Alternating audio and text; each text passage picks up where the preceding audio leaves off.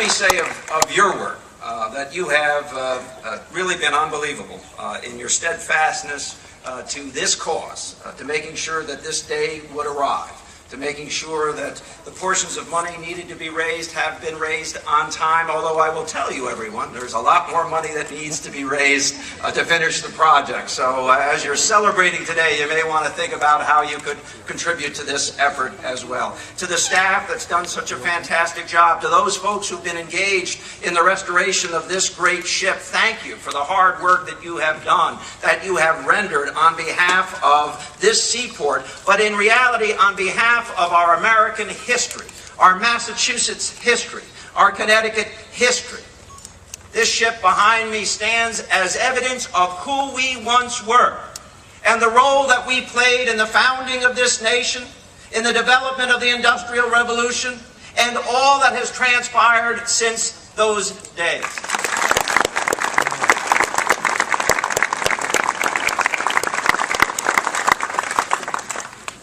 Wow, good afternoon.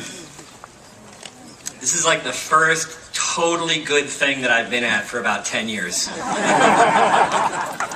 I can't begin to tell you how remarkable and moving it is to be here today. It is like the 4th of July on steroids.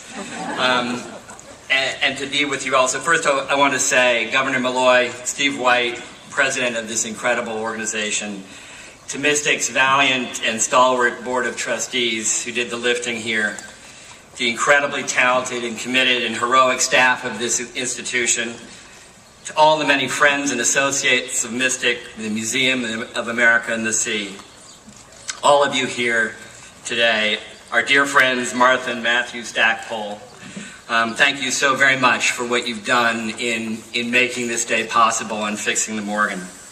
All of us are humbled and honored to be here and awed to see this happening. Symbolizes the Morgan's rebirth and return to the world's waters for a 38th voyage in the summer of 2014. And so, without further ado, Sarah, would you please christen the Charles W. Morgan?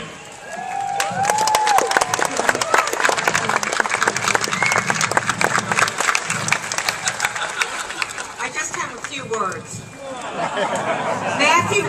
Matthew wanted me to read these words, which came from an email that I sent him, so I hope you don't mind. I feel so honored to be the one chosen to christen the Morgan as she returns to the sea.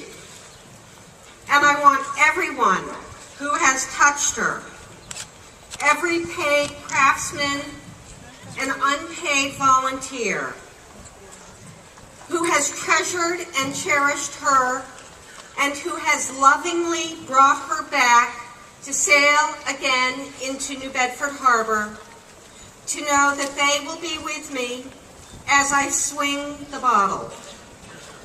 Along with these amazing craftsmen, I will also swing the bottle with all of those who had the foresight in 1925 to want to preserve this great ship. They would indeed be astounded to see her now. I am truly humbled by this honor.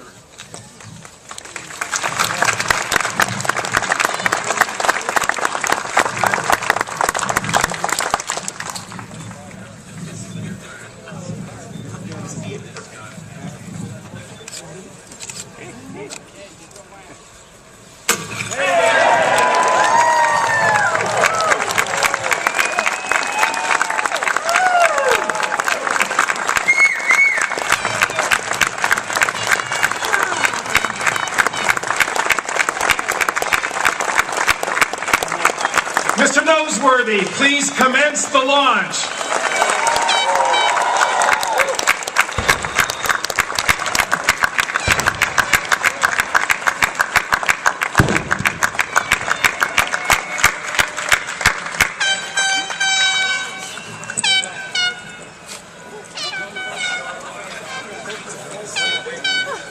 Ladies and gentlemen, this is going to be a slow watch. Those of you that came anticipating the giant splash or the quick run down the waves are going to be severely disappointed. So to help fill the time of the 18 to 20 minutes, literally, that it's going to take for the Morgan to lower, I would like to share with you voices from the Mystic Seaport community that will entertain you during this time of lowering. So, the people of New Bedford are especially grateful to Mystic Seaport, which, under the leadership of Steve White, Matt Stackpole, Dick Veeder, and others, has been a devout steward of the Morgan over 7 decades. We celebrate their relentless pursuit of a big, bold idea of getting her back in sailing shape so she can ultimately return to her birthplace and original home port of New Bedford. wet. The keel is still dry, so an update just in a couple of minutes. I now have a tribute I'd like to make to the shipwrights and to lead shipwright Rob Whalen. This is a poem.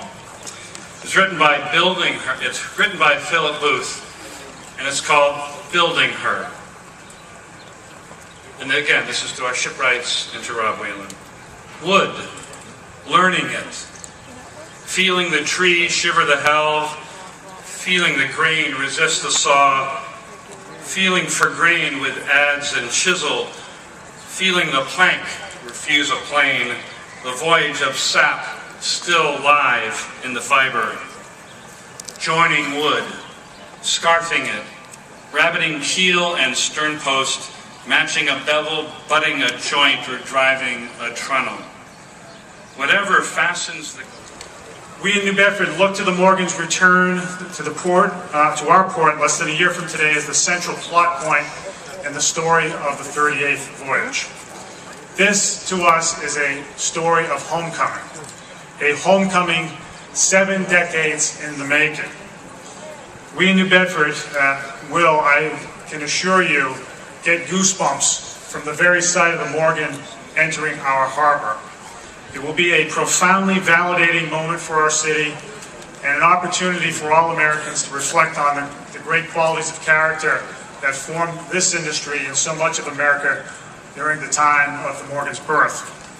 I'm here to deliver the message that the city of New Bedford will be ready to welcome her home with open arms and open hearts. And as much as we miss the Morgan and love the Morgan, don't get me wrong, we will let it out of the harbor to return to Mystic when the time comes. Thank you, everyone. I look forward to seeing you on the dock in New Bedford next year. Like new again. Isn't she beautiful?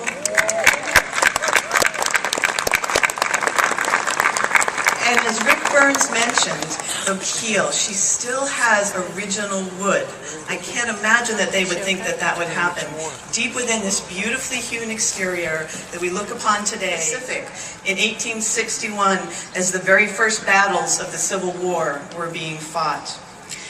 On other voyages that she notes her whaling off of Ecuador, New Zealand, Tahiti, Russia, Japan, she's seen many waters. And as the whaling fleet dwindled in the early 20th century, the Morgan sailed on, preparing for her last voyage just as prohibition and women's suffrage were being enacted.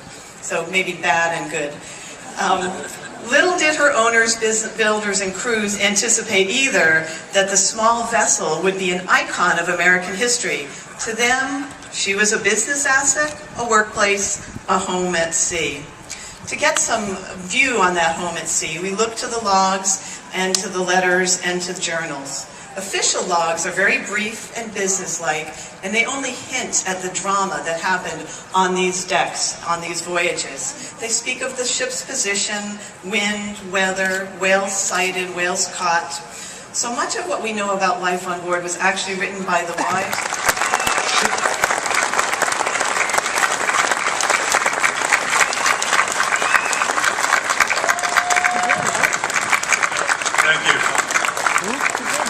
The keel is now wet, so it's got to be kind of short here. I can only start with 4 little words that we got her done. So that's how we started the shutter plank. But what makes all this happen is teamwork, and I can only thank the team in whole for all that. And it's comprised of a couple different cores. We've got a staff here at the yard that do the physical work with a really good support core of volunteers. So they happen. So thank you for all of that. a couple of personal notes. I'd also like to thank a gentleman who knows more about the Morgan than any person alive, and without whose wisdom and experience we couldn't have accomplished this, and that's Roger Hambidge. Now to continue our program, and with another key voice from our community, it's my pleasure to introduce Jeff Kaufman, Shanty Foreman. Jeff?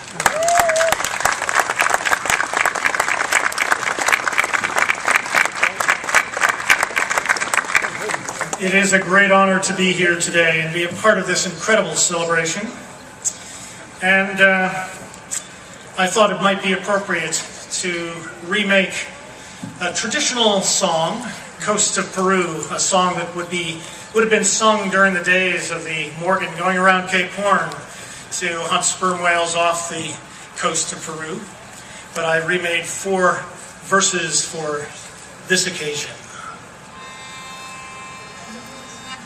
Come, all you friends and neighbors who've gathered today to honor the Morgan upon her launch day, to watch here in wonder as she lowers away, to float in her grandeur once more on the wave.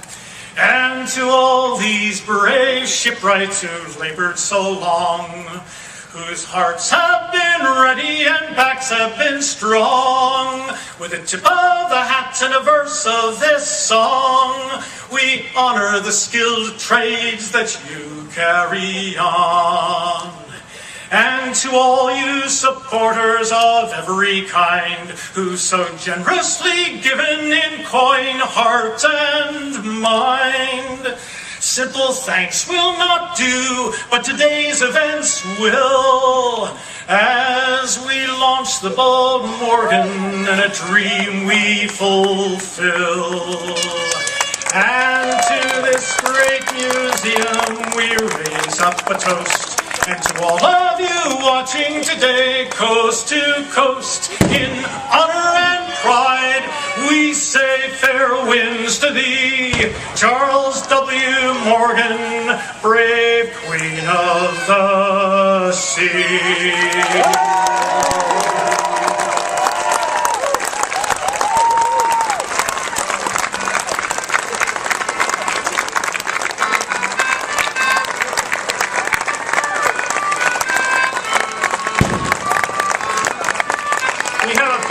So I'll do a few verses of the song that would have been sung on aboard a vessel like this going around Cape Horn to Talcahuano, Chile in the 1840s. I've been a sea cook and I've been a clipper man. I can sing, I can dance, I can walk the jib-boom, handle a harpoon, cut a fine figure. Whenever I get in a boat standing room, we'll rant and we'll roar like true Yankee whalermen. Rant and we'll roar on deck or below, till we sight gay and on old Martha's Vineyard. Straight up the channel to New Bedford we'll go.